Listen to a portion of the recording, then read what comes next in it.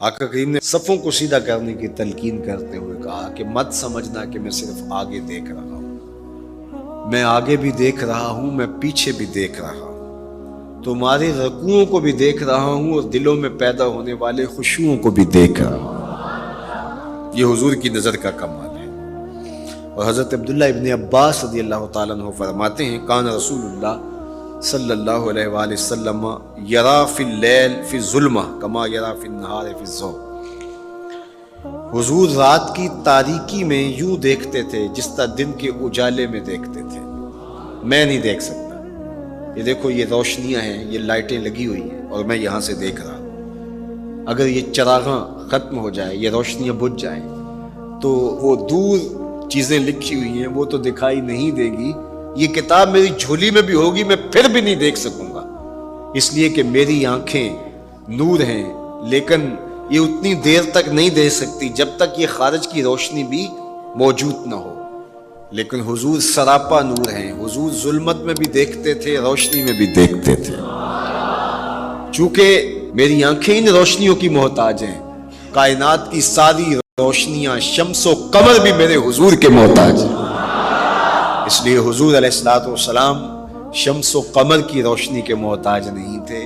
حضور کی مبارک آنکھیں جو ہیں وہ اندھیرے میں بھی دیکھتی تھی اور حضور کی آنکھیں روشنی میں بھی دیکھتی تھی۔ آقا کریم علیہ السلام نے ایک موقع پہ ارشاد فرمایا وَإِنَّ مَوْعَدَكُمُ الْحَوْضُ وَإِنِّي لَأَنظُرُ إِلَيْهِ مِن مَقَامِي هَٰذَا، بخاری مسلم باقی کتب حدیث میں موجود ہے۔ فرمایا کہ تمہارا جو حوض کوثر پر وعدہ ہے جہاں میں تمہیں جام بھر بھر کے دوں گا، فرمایا میں یہاں کھڑا ہوں اور یہاں کھڑے ہو کے اس کو دیکھ رہا ہوں۔ حضور یہاں کھڑے ہیں اور وہاں دیکھ رہے ہیں۔ ایک دن حضور صلاۃ الاستسقاء پڑھا رہے تھے، جب بارش نہ ہو رہی ہو تو اس کی جو نماز پڑھائی جاتی ہے اللہ کے حضور دعا کرنے کے لیے تو اس کو صلاۃ الاستسقاء کہا جاتا ہے۔ ام المومنین سیدہ عائشہ رضی اللہ تعالیٰ عنہا سے مروی ہے۔ تو نماز پڑھاتے پڑھاتے حضور نے ہاتھ آگے کیا پھر پیچھے کھینچ لیا، تو عمومی طور پہ ایسا نہیں ہوتا۔ تو صحابہ نے جب دیکھا تو بعد میں کسی نے پوچھا حضور آج نماز میں آپ نے ہاتھ آگے بڑھایا اور پیچھے کھینچ لیا، مجھے بتائیے کہ حالت نماز میں نظر کہاں ہونی چاہیے؟ جائے سجدہ پہ ہونی چاہیے نا، لیکن صحابہ حضور کو دیکھ رہے ہیں۔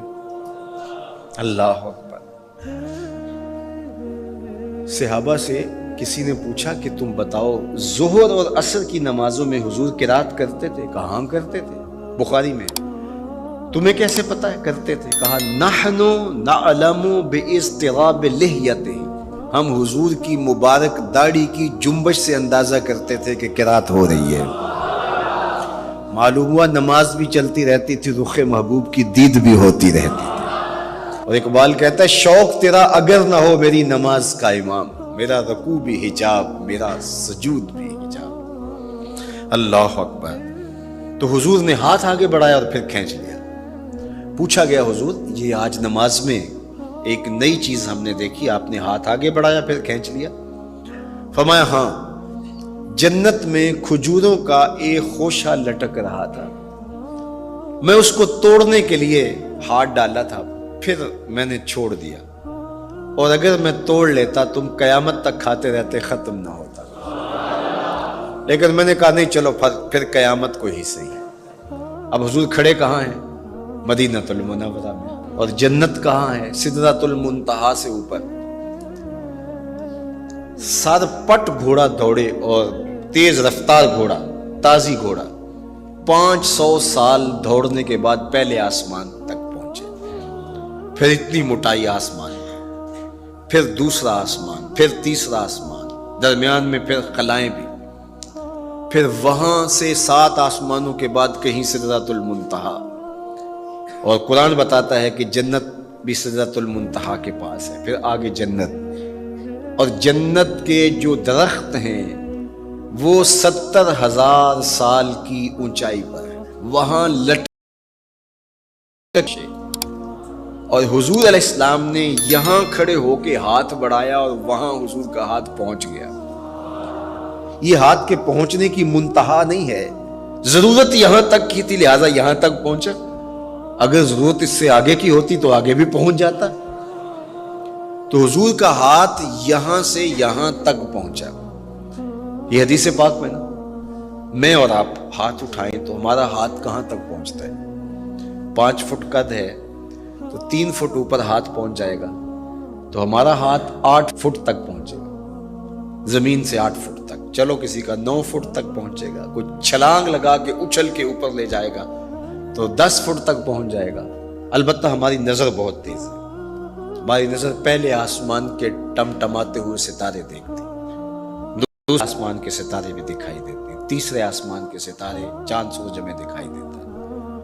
ہمارا ہاتھ 3 فٹ تک یا 10 فٹ تک پہنچتا ہے، نظر تیسرے آسمان تک پہنچتی ہے، اور جس کا ہاتھ جنت تک پہنچتا ہے اس کی نگاہ کہاں تک پہنچتی ہوگی، اس کی نظر کا کمال کیا ہوگا. اس لیے فرمایا انی ارا ما لا ترون واسمع ما لا تسمعون، جو میں دیکھتا ہوں وہ تم نہیں دیکھتے، جو میں سنتا ہوں وہ تم نہیں سنتے. اپنے حواس کو نبی کے حواس پر قیاس کرنا یا نبی کے حواس کو اپنے حواس پہ قیاس کرنا سوائے جہالت کے اور کچھ نہیں ہے. چے نسبت خاک را بعالم پاک، کہاں ہم کہاں ان کی ذاتیں بابرکات. اس لیے فرمایا انی ارا ما لا ترون واسمع ما لا، جو میں دیکھتا ہوں وہ تم نہیں دیکھتے اور جو میں سنتا ہوں وہ تم نہیں سنتے. اللہ اکبر. ہماری آنکھیں تو چمکتے ہوئے سورج کو دوپہر کے وقت نہ دیکھ پائیں، چندھیا جائیں، آنکھوں میں پانی اترنے لگے، اور محبوب کی آنکھیں بے حجاب دیدار رب کریں. اور قرآن کہے ما زاغ البصر وما، آنکھ چندھیائی بھی نہیں اور حد ادب سے تجاوز بھی نہیں کیا.